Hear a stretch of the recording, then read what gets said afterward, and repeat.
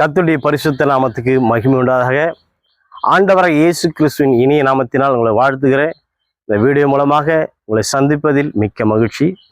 இந்த நாளில் நாம் பார்க்க போகிற செய்தியுடைய தலைப்பு என்னவென்று சொன்னால், யாருக்கு கீழ்ப்படிந்தால் ஆசீர்வாதம், யாருக்கு கீழ்ப்படிந்தால் நமக்கு ஆசீர்வாதம் உண்டாகும் என்ற தலைப்பில் இந்த நாளில் நாம் தியானிக்க போகிறோம். ஆபிரகாமை குறித்து வேத வசனம் சொல்லுகிறது, Abraham obeyed to God, God blessed. Abraham தேவனுக்கு கீழ்ப்படிந்தான், தேவன் அவனை ஆசீர்வதித்தார் என்று சொல்லி வேதத்தில் வாசிக்கிறோம். யாக்கோபு தன் தாய்க்கு கீழ்ப்படிந்தான், தன் தாய் சொன்னபடியெல்லாம் செய்தான். அப்பொழுது பார்த்தீங்களானால் அவனுடைய வாழ்க்கையிலும் கீழ்ப்படிதல் வந்தது. தேவனுக்கு கீழ்ப்படிந்தான், அவன் ஆசீர்வதிக்கப்பட்டான். யாக்கோபு தன் தாய்க்கு கீழ்ப்படிந்தான், அவனும் ஆசீர்வதிக்கப்பட்டான்.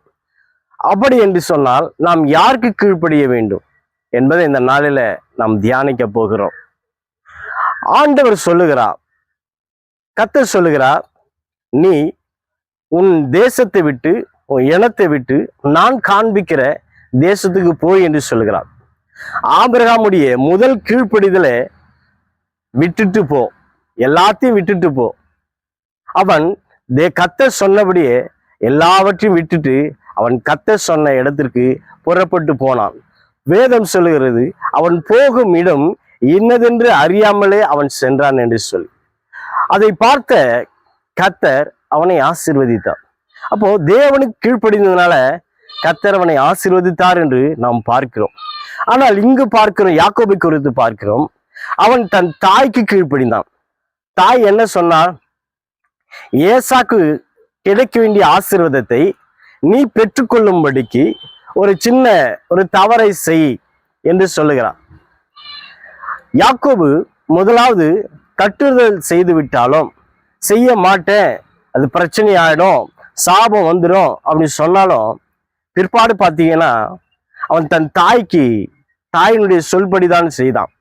அவன் தன் தாய்க்கு கீழ்ப்படிந்து தன் தாய் என்ன சொன்னாலும், ஒரு ஆட்டை பிடித்து அதை அடித்து அவள் சமைத்து கொடுத்தால், இவன் அந்த ஆட்டு தோலை போர்த்தி கொண்டு போய் தன் தகப்பனுக்கு கொடுத்து மூத்த மகனாகிய ஏசாக்கு கிடைக்க வேண்டிய ஆசீர்வாதத்தை யாக்கோபு திருட்டளவாய் பெற்றுக்கொண்டான். அதுக்கு காரணம் அவனுடைய தாய். அந்த தவறை செய்ய சொன்னது அவனுடைய தாய். அவள் செய்ய சொன்னது தவறா இருந்தாலும் அவன் கீழ்ப்படிந்தான். இது தேவ சித்தம். ஆனாலும் அவன் தன் தாய்க்கு கீழ்ப்படிந்தான். அப்போ யாக்கோபு தன் தாய்க்கு கீழ்ப்படிந்தான். ஆனால் இங்க பார்க்கிறோம், யாக்கோபுடைய தாயினால் ஆசீர்வாதம் வரவில்லை, யாக்கோபை தேவன் தான் ஆசீர்வதித்தார். இதிலிருந்து நாம் புரிந்து கொள்ளுகிறது என்னவென்று சொன்னால், நாம் யாருக்கு கீழ்ப்படிந்தாலும் நம்மை ஆசீர்வதிப்பது, நமக்கு ஆசீர்வாதம் தேவனிடத்திலிருந்து தான் வரும். நம்மை ஆசீர்வதிப்பது கர்த்தர் தான் என்பதை இந்த வசனம், இந்த சம்பவங்கள் நமக்கு விளக்குகிறது. அவன் தாய்க்கு கீழ்ப்படிந்தாலும் தாய் அவனை ஆசீர்வதிக்கவில்லை, அவனை கர்த்தர் ஆசீர்வதித்தார். கற்பன்மா.